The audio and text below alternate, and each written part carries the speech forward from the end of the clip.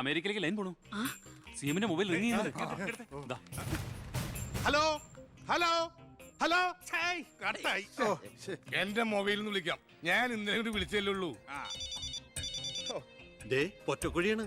Hello, നിങ്ങൾ ക്യൂബിലാണ്?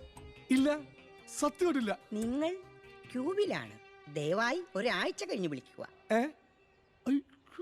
ശരിയാ, ക്ഷമിക്കണം. നമ്മൾ ക്യൂവിലാണ്, ഒരാഴ്ച കഴിഞ്ഞ് വിളിക്കാൻ. ചേടാ, നമ്മൾ ക്യൂവിലാണ്. അമേരിക്കയിൽ എങ്ങനെയായിരുന്നു? ഏടോ, അമേരിക്ക വളരെ വലുതായി പോയില്ലേ? അവരാ മറ്റേ സുനാപ്പി വെച്ചു നോക്കിയാണ്. അവൻ രാഷ്ട്രീയ ആചാര്യന്മാരെ പോലും കളി പഠിപ്പിക്കുകയല്ലേ.